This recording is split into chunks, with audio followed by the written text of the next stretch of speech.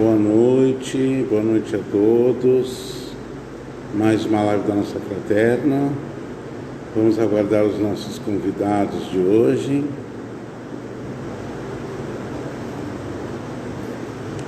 Vamos mais uns minutinhos, aguardando os nossos convidados de hoje, para que possamos iniciar a nossa live de hoje, a live da nossa querida fraterna.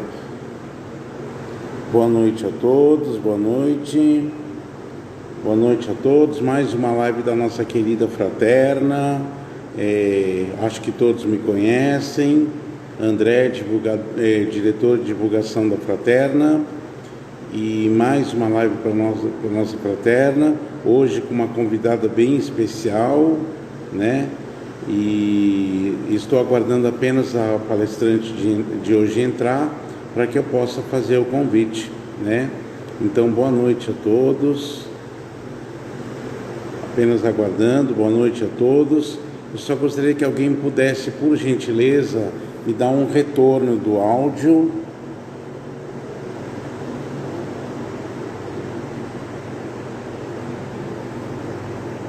Eu já convidei a nossa palestrante.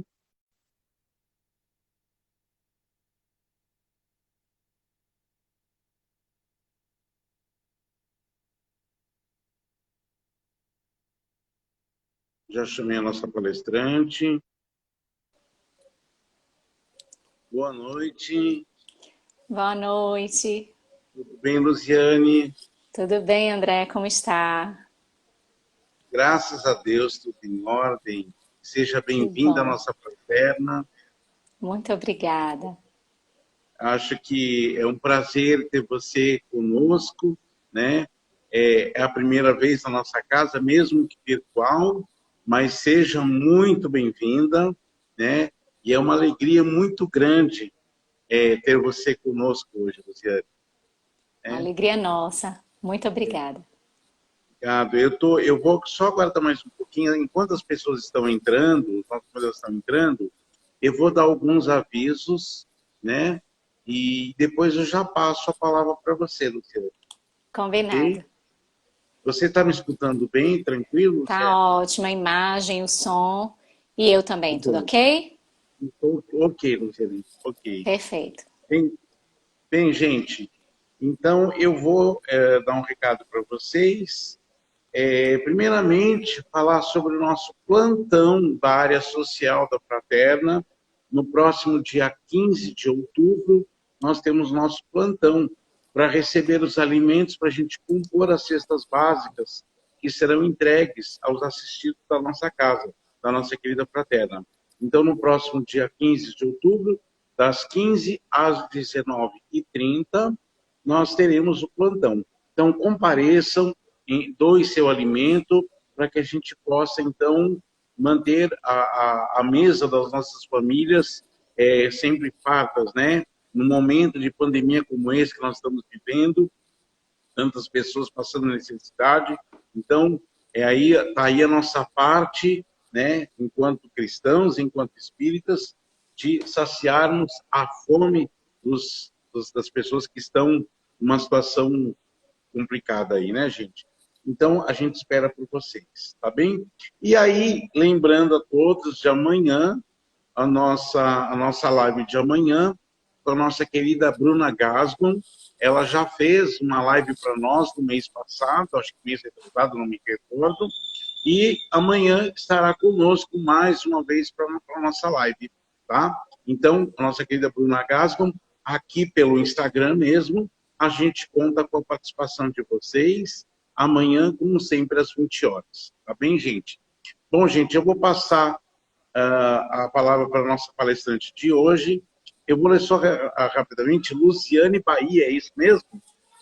Isso. Então, você é bem baiana mesmo, o sobrenome tem Bahia, então tá tudo certo, né? Isso. Bem, a Luziane, ela é palestrante espírita, evangelizadora e colaboradora do Centro Espírita Caminho da Redenção, que é mantenedor da Mansão do Caminho. É isso mesmo, Luziane? Isso. E assim, isso. nós fizemos o contato com ela e hoje ela está assim com uma grande responsabilidade de assim, representar o nosso queridíssimo Divaldo Franco, né? Já que é um tanto quanto difícil, tanto para ele como para nós, né? Então ela está aí representando nosso querido Divaldo Franco pela Mansão do Caminho. Então, Luziane, é toda sua, a palavra toda sua. Vou pedir que você abra com uma prece e depois encerre com uma prece. Você tem aproximadamente uns 40 minutos. Tá bem? Ok, André, gratidão. Tá. Queridas irmãs, queridos irmãos, sejam muito bem-vindos, a paz do Cristo conosco. Agradecemos imensamente essa oportunidade do Fraterno em nos receber desta forma carinhosa e afetiva. E a pandemia nos traz esta oportunidade de termos este ensejo de conhecermos, de estarmos presentes, próximos com irmãos queridos que estão sendo aproximados por causa deste momento tão especial que estamos vivendo. Então vamos iniciar com a nossa prece para que nós nos vinculemos ao nosso Cristo, nosso querido amigo. Querido amigo de todas as horas, somos imensamente gratos por esta oportunidade de estarmos juntos para refletirmos sobre a sua palavra, sobre o teu evangelho e seus ensinamentos. Somos tão gratos, Senhor, pela doutrina dos Espíritos que vem aclarar as nossas mentes, nos trazer um conforto ao nosso coração e exercer o seu papel de consolador, como o Senhor nos prometeu. Todas as dádivas e as bênçãos que advêm do alto em nosso favor, nós agradecemos e o que temos a pedir é que intensifique em nós a força e a coragem para que consigamos caminhar firmes, com passos decididos até o fim. Abençoe este nosso momento entre amigos, entre irmãos, para que juntos, numa só sintonia, vislumbremos a tua mensagem. Gratidão imensa, Senhor. Em o Evangelho segundo o Espiritismo, encontramos um feixe de mensagens e uma proposta de Jesus sobre nós sermos perfeitos, como o Pai é perfeito. E em O Livro dos Espíritos, como não poderia ser diferente, ele que é composto de 4 partes, encontramos na terceira as suas leis morais, que inicia ali com a lei divina natural, passando pela lei de adoração, do trabalho, do progresso, da conservação, da reprodução, da destruição, liberdade, e vai seguindo todas as leis, até que chegamos à lei de justiça, amor e caridade. E encontramos, depois desta última lei, que fecha todas as demais, que traz como próprios espíritos respondem a Kardec, é a lei que resume toda a moral, e as leis morais, a lei de justiça, amor e caridade, encontramos um capítulo da perfeição moral. E esse capítulo ele começa na questão 890 e finaliza na questão 919.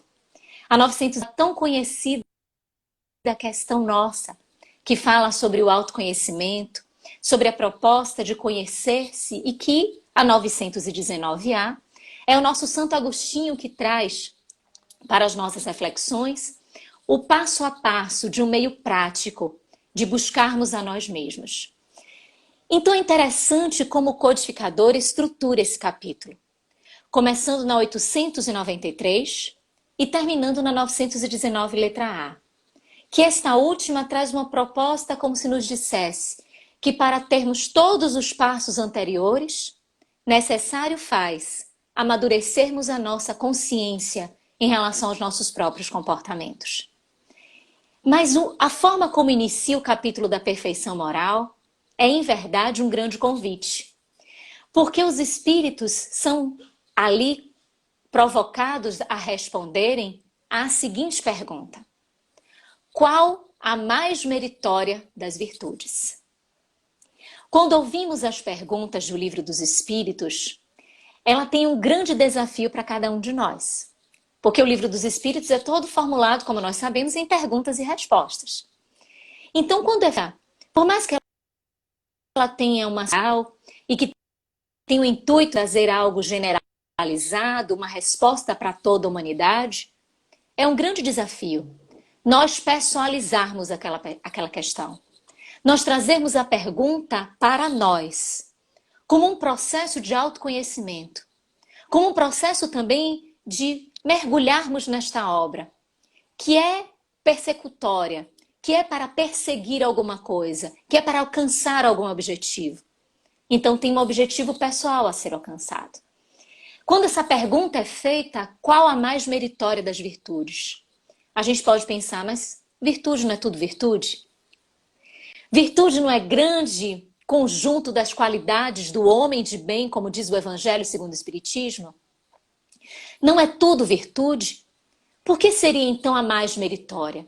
Por que destacar uma virtude como a mais meritória? E na pergunta a gente já reflete e adivinha a questão, que faz com que a gente, passo a passo, vá invadindo. O que os espíritos querem ao nos trazer essa reflexão? Eles dizem assim, se vocês estiverem com o livro dos Espíritos, vamos lá que nós vamos juntos. A nossa edição é tradução de Guilhom Ribeiro, da FEB.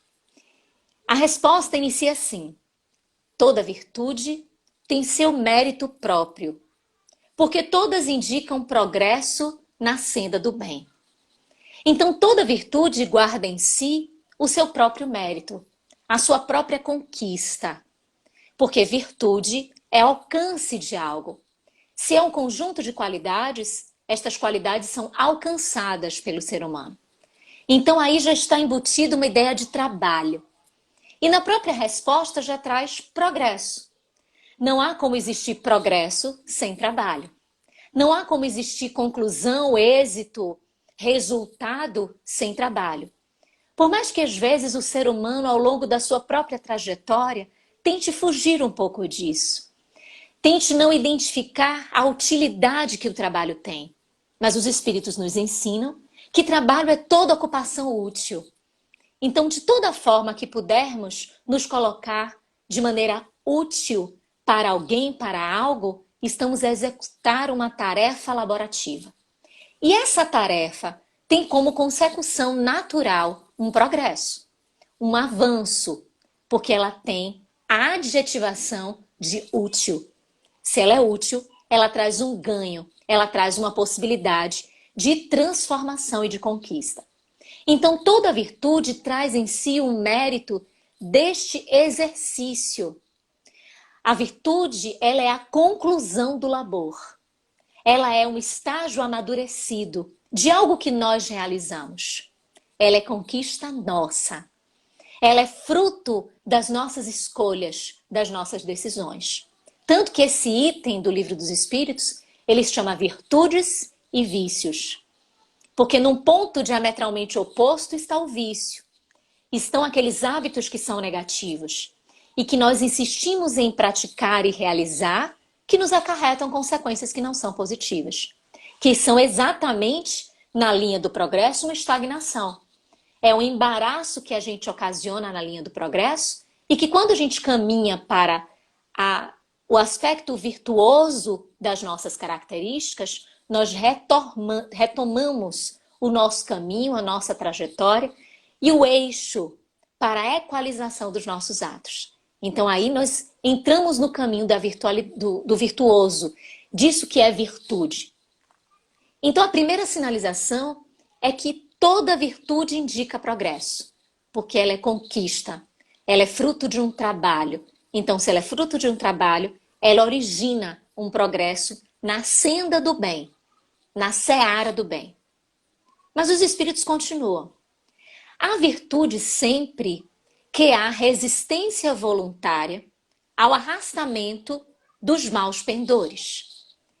Vejamos que eles fazem questão de inserir resistência voluntária e a questão do mal. Mal, como nos ensinam os espíritos, é todas as vezes que nós estamos contrários às leis de Deus. Bem é todas as vezes que estamos de acordo, que nos aproximamos. Resistir voluntariamente a maus pendores é fazer um processo avaliativo pessoal, de identificar em si mesmo quais são as nossas tendências. Jesus, quando dialoga com Pedro, naquela passagem que todos nós nos lembramos, de que Pedro ora, é instrumento do verbo divino, e por isso ele diz que Jesus é o Filho de Deus que veio, o Salvador, o Messias, que veio para engrandecer a humanidade. Logo depois, quando Jesus fala sobre o Calvário, aquele processo que ele vai passar das dificuldades e do testemunho, Pedro diz que ele não vai permitir que isso lhe aconteça. E Jesus, então, fala aquela célebre frase que nós conhecemos: afasta-te de mim, Satanás. E Pedro, no final daquele mesmo dia, segundo o Espírito Amélia Rodrigues, no livro Até o Fim dos Tempos, vai perguntar a Jesus: mas então sou eu, o Satanás, o demônio, que vejo o Senhor expulsar das pessoas? Sou eu então que desejo de alguma forma embaraçar ou impedir a construção do reino dos céus? Aqui que o Senhor veio trazer, eu embaraço o seu projeto? E Jesus sinaliza que todos nós somos pontes de conexão, que podemos, através das nossas emanações de pensamentos e principalmente da vontade, estabelecermos conexões. E por isso Jesus adverte a Pedro, e é uma advertência que traz a todos nós: vigiai as nascentes do coração, de onde promanam os bons e os maus pensamentos. Jesus sinaliza que para os nossos atos, a nossa vivência, a nossa história de decisão e de escolhas, nós precisamos vigiar as nascentes do coração. Precisamos vigiar qual é a nossa intenção. Vigiar a nossa intenção é saber qual é a nossa vontade. Como diz Leon Denis, em O Problema do Ser, do Destino e da Dor, na sua última parte, As Potências da Alma, a vontade é a primacial potência. É a potência que vem e que traz as outras, por ela ser a mola propulsora. Porque ela estabelece aquilo que vai direcionar o pensamento, a consciência, o livre-arbítrio, que vai direcionar as outras potências. Ele diz que a vontade é algo tão forte no ser que nós conseguimos mantê-la tanto despertos no corpo físico, quanto no momento do sono, e que nós, espíritos, fazemos as nossas viagens e os nossos encontros no mundo causal. Que nas duas oportunidades, a vontade sempre está marcante e presente em nós. Então, quando os espíritos sinalizam que há a verdadeira virtude quando nós conseguimos resistir voluntariamente aos maus pendores, é este exercício de perscrutarmos, como propõe o codificador, a nossa própria alma. E identificarmos para onde tende a nossa vontade. Para onde está o nosso querer. Porque aquilo que se materializa como ato tem um nascedouro, que é na vontade, que passa pelo pensamento.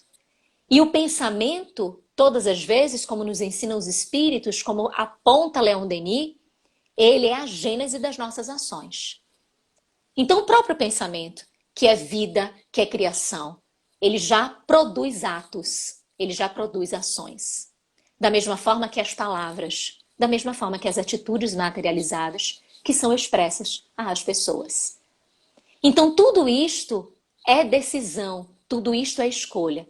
E é necessário que a gente faça este comportamento, que é um comportamento de disciplina, que em verdade é um comportamento de educação. Resistir voluntariamente aos maus pendores é saber o que se quer e saber o que não queremos. Decididamente, o caminho que não queremos percorrer. Decididamente entender as armadilhas e observar quais são essas tendências que estão objetivando nos conduzir como estes maus pendores. Quais são os cantos das sereias e as ilusões que a matéria nos reveste para que nos apartemos do caminho seguro que o Pai nos orientou. Então são estes desafios, são estes exercícios que os espíritos já nos provocam dessa resistência voluntária. Nós podemos ser ajudados pela espiritualidade. E os espíritos amigos, eles realizam estes auxílios em nosso favor. Mas é preciso que nós escolhamos. É preciso que, além de escolhermos, estejamos firmes, persistentes e coerentes entre o nosso pensamento, as nossas palavras e os nossos atos. Desta forma, afirmamos para nós, para os espíritos encarnados e desencarnados, onde está a nossa decisão. Se a nossa decisão é seguir ao Cristo, resistirmos ao mal, não aplaudirmos a inveja, o ciúme, não darmos vazão ao egoísmo e ao orgulho, que são verdadeiras chagas e tesouros que nós abrigamos no coração, que muitas vezes consideramos desta forma, como tesouros que nós não queremos nos apartar, que são falsos tesouros, que não possuem a profundidade que o amor, que a felicidade nos propõe como trabalho de redenção e de construção em relação a nós mesmos e cujo impacto é em nós e na coletividade. Mas eles continuam. Além de falar dessa resistência voluntária, que simboliza esse esforço, que é o nosso trabalho, que é a nossa decisão, que é não permitirmos que o curso da vida simplesmente decida por nós. Existe destino, existe a construção do destino por nós. À medida que nós vamos decidindo e executando o livre-arbítrio, vai se desenhando as consequências daquelas decisões que nós realizamos. A sublimidade da virtude, dizem os espíritos, porém, está no sacrifício do interesse pessoal pelo bem do próximo, sem pensamento oculto. E aí advém uma outra palavra, uma outra condição à relação de virtude, sublimidade, sublimar. Trazer um coeficiente ainda maior para a virtude. Como é que a gente consegue? Que a virtude ainda seja mais pura, que seja ela ainda mais meritória, que seja ela ainda mais verdadeira. Sacrificando o interesse pessoal em prol do próximo, em prol do bem-estar de uma coletividade. Numa questão posterior a 895, os espíritos perguntam qual é o maior embaraço, qual é a imperfeição que causa a maior dificuldade. Kardec pergunta, e os espíritos respondem, interesse pessoal. Depois desenvolve a resposta, mas a primeira resposta é interesse pessoal. Se coaduna exatamente com a resposta que eles dão a essa questão 893. Que para que haja a mais sublime das virtudes, é necessário o sacrifício do interesse pessoal.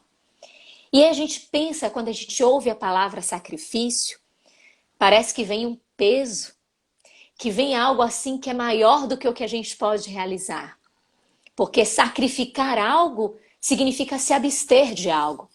Significa se liberar de algo, não fazer alguma coisa que seja muito vantajosa para nós. Mas se nós pegarmos a palavra sacrifício e desmembrarmos, ela vira sacro ofício. E aí tudo muda. Porque sacro ofício é um ofício sagrado. É encontrar um labor que seja em nome do divino, que seja em nome de Deus.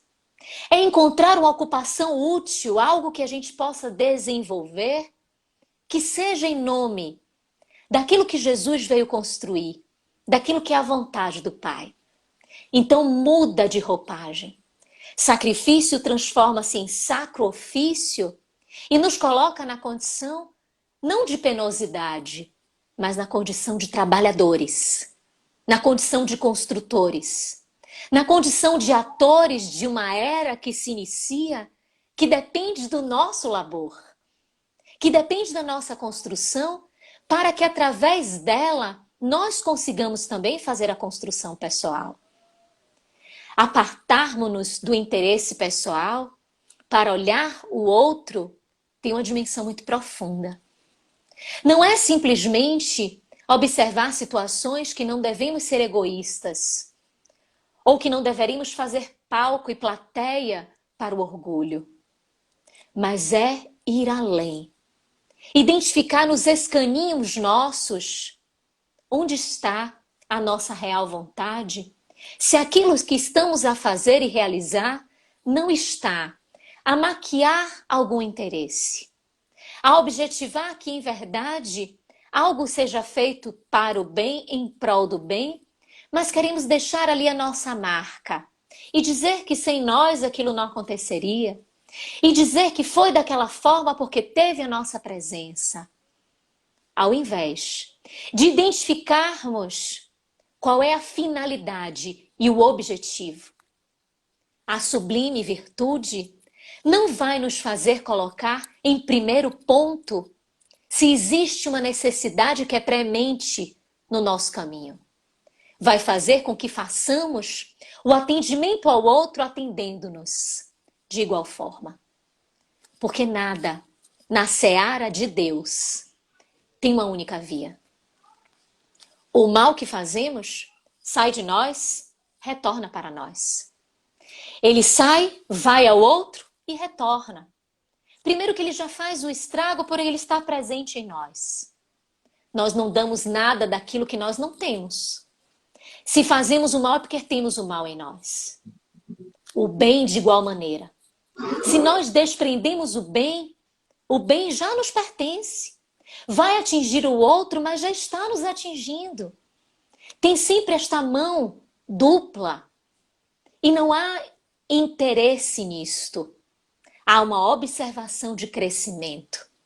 De fazermos uma virtude, de realizarmos uma ação em prol de algo que é maior do que esse interesse pessoal, que não é o espírito. É que na linguagem psicológica, trazendo o espírito Joana de Ângeles, pode ser o ego, pode ser a persona, aquilo que nós criamos, a imagem que nós vivemos e queremos satisfazer aquela imagem. Queremos atender a este tipo de interesse, que é de um interesse de vitrine, que é o interesse da superficialidade. Quando Jesus diz, faz com a mão para que a outra não tenha conhecimento, é um convite psicológico. Permitamos que saia e extravase o Deus interno de nós, sem que o ego perceba, para que ele não venha querer obnubilar, manietar a manifestação do self, a manifestação do Deus interior, a manifestação do que há mais de divino em nós. Não se pode servir a Deus a Mamon, dai a César o que é de César e a Deus o que é de Deus. Coloquemos ao ego aquilo que pertence a ele, a sobrevivência física, a materialidade, a necessidade dele existir, mas entreguemos a Deus a profundidade, aquilo que é mais edificante, aquilo que pode ser construído em maior aspecto e propensão. Então, quando os espíritos nos convidam a nos desprendermos do interesse pessoal, sacrificando, é sacrificar o nosso ego no sentido das nossas vaidades, das nossas alegorias externas, das nossas aparências que muitas vezes podem ser vazias, para que nós façamos essa conexão com o interior. Quando nós buscamos o outro, o pensamento no outro, nós despertamos o Deus interno e trazemos o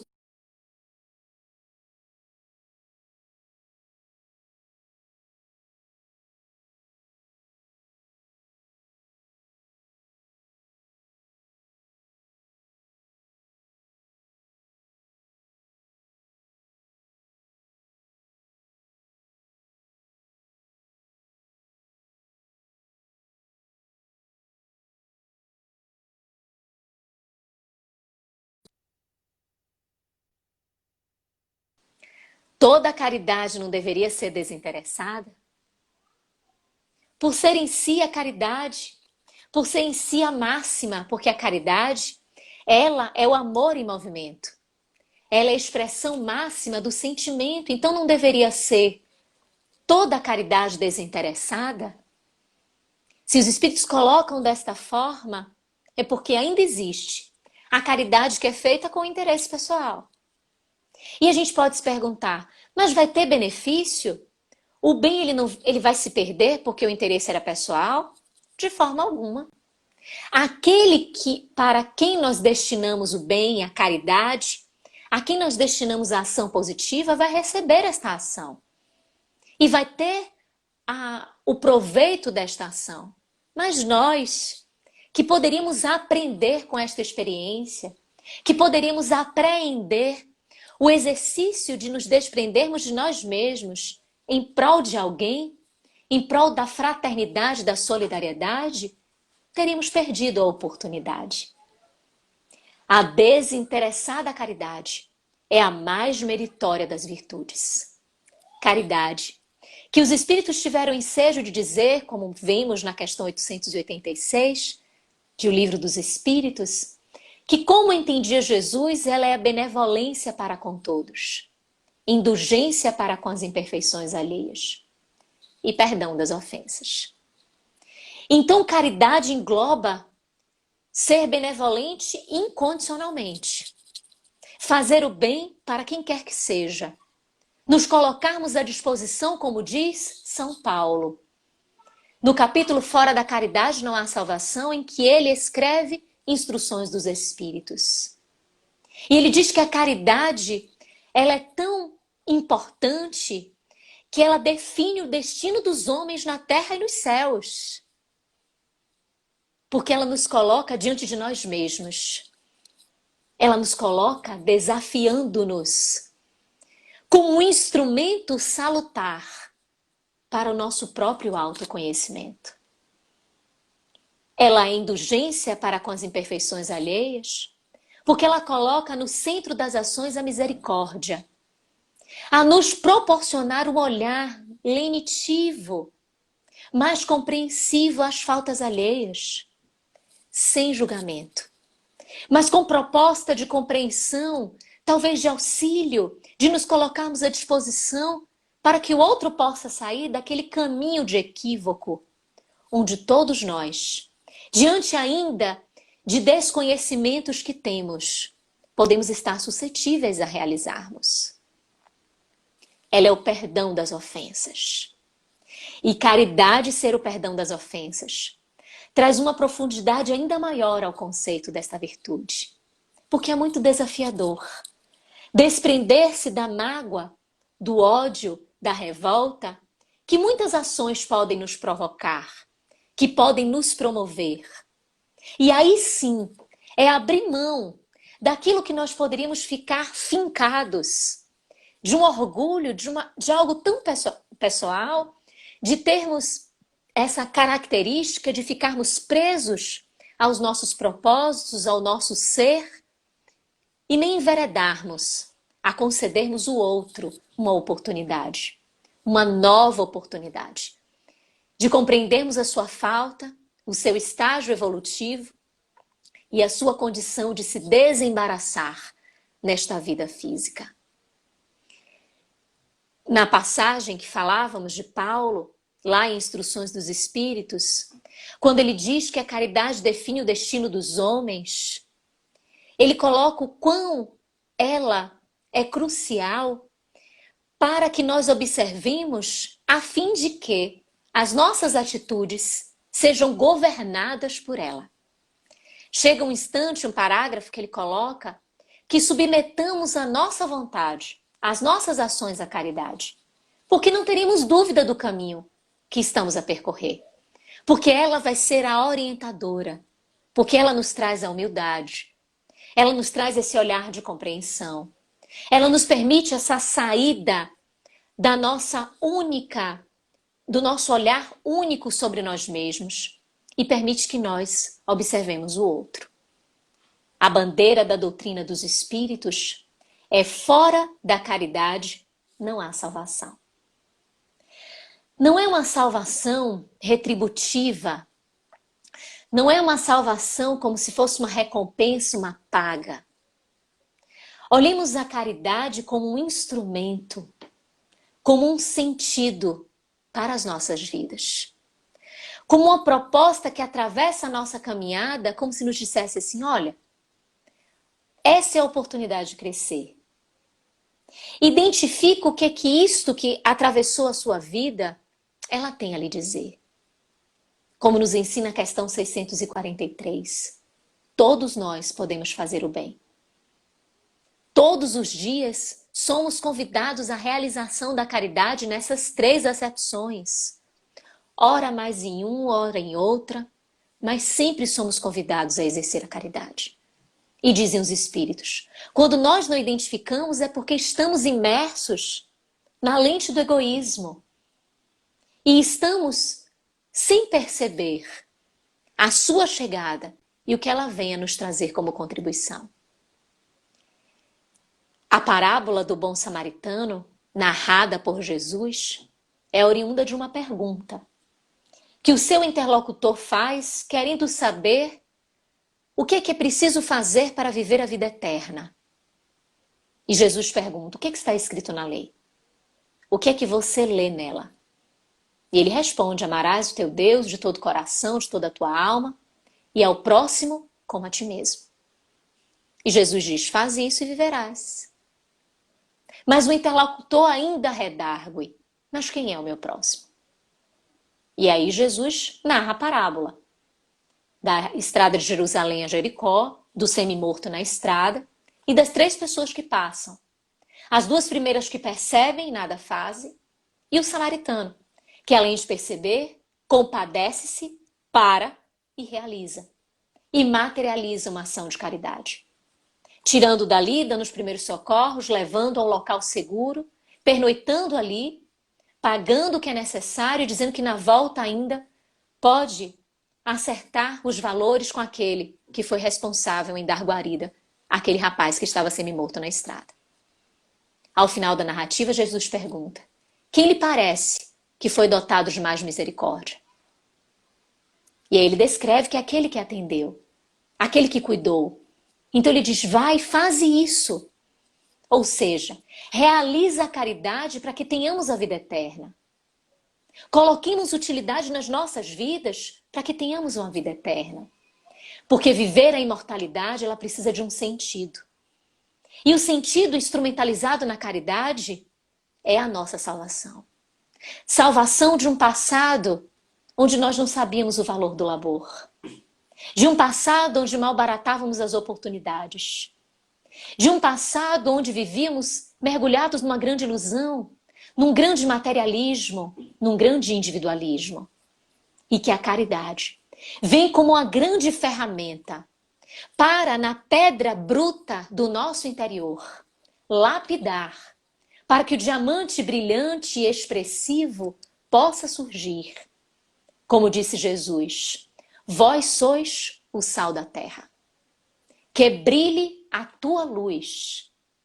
Que nós coloquemos a nossa luz à disposição para a nossa percepção do encontro com a verdade, mas para tantos quantos nós possamos auxiliar. A caridade é o auxílio, sem qualquer tipo de condição. E ela vem para nesta oportunidade que cruza a nossa estrada, que a nossa estrada também é de Jerusalém a Jericó.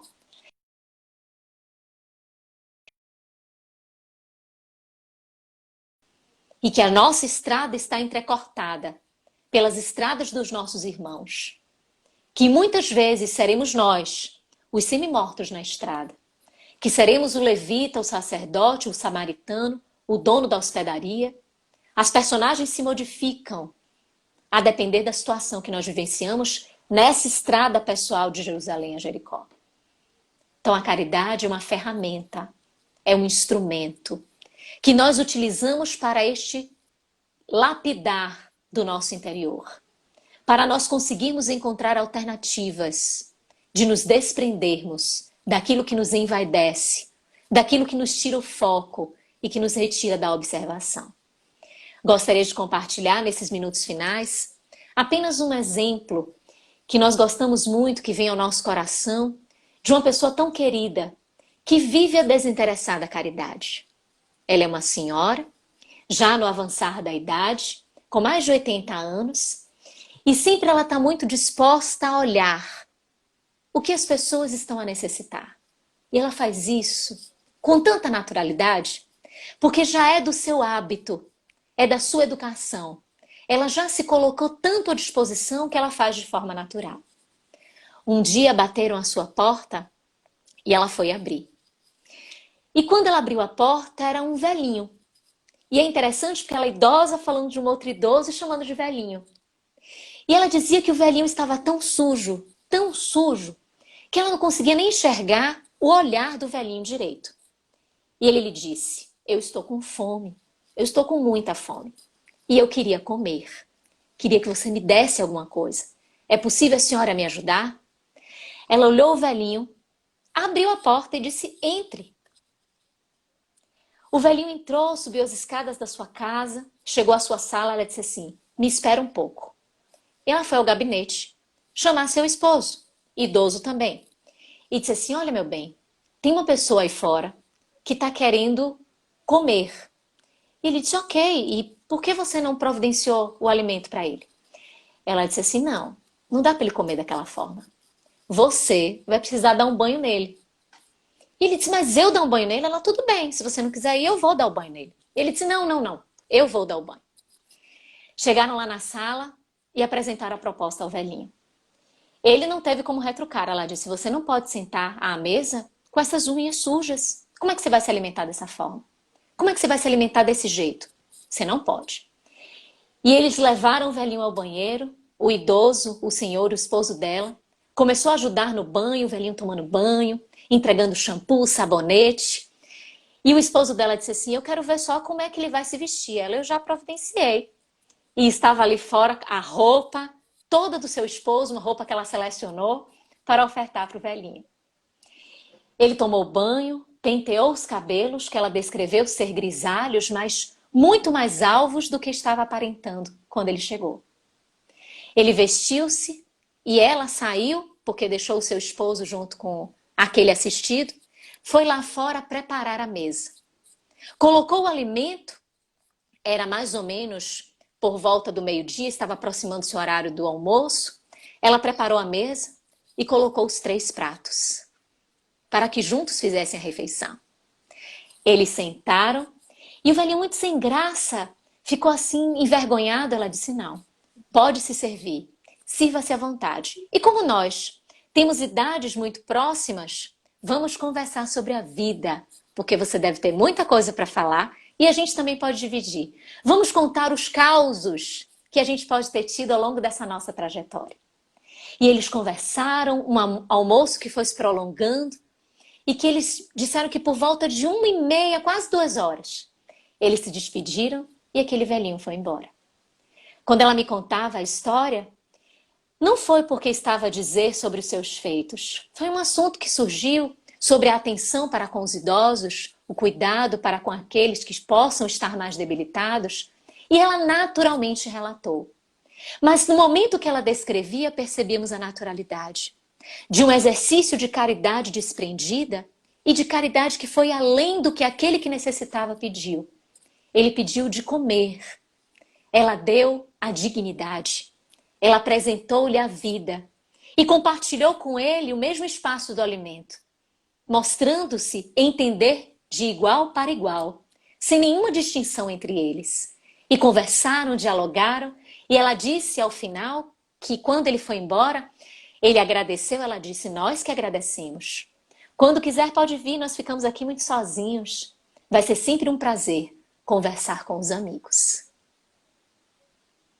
A Madre Teresa diz que quando nós observarmos os nossos irmãos que estão desprovidos das maiores coisas, de bens, de comida, de casa, que nós vimos eles como irmãos, não mais estará uma só pessoa à rua. Porque todos nós, sinceramente tendo eles como irmãos, vamos atender, vamos cuidar, vamos trazer dignidade e a caridade da forma que nós conseguirmos expressar. Então a mais meritória das virtudes é a desinteressada caridade, que é um exercício, uma proposta que os Espíritos deixam para todos nós, trazendo de volta o Evangelho de Jesus para este ensaio, este exercício, essa disciplina, essa educação, de ficarmos atentos à caridade, para que ela sempre seja a mestra, a nos orientar, a tomar das nossas mãos e nos fazer caminhar passos seguros, firmes, de autoiluminação e de iluminação de tantos quantos estejam ao nosso redor. Agradecemos imensamente por este momento. Muito obrigada, André, por essa oportunidade. Nosso tempo aí foi concluído. Se você quiser, então, você quer fazer uma prece para terminar, Luciana? É isso, a gente finalizou para poder a gente fazer a prece. Se você quisesse falar alguma coisa, colocar alguma coisa. Não, termina a sua prece, aí depois eu Pronto, encerro, ok.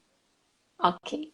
Então vamos agradecer a Jesus por esta oportunidade. Querido amigo, estarmos juntos é uma grande felicidade, porque juntos somos tão mais fortes. Juntos nos encorajamos e percebemos que não estamos a sós. Percebemos as nossas dificuldades, as dificuldades do outro, as nossas virtudes, as virtudes do outro. E assim, juntos, vamos seguindo de mãos dadas, como o Senhor nos propôs na grande fraternidade universal que trouxe à Terra para esta construção do Reino dos Céus, no coração de cada um de nós.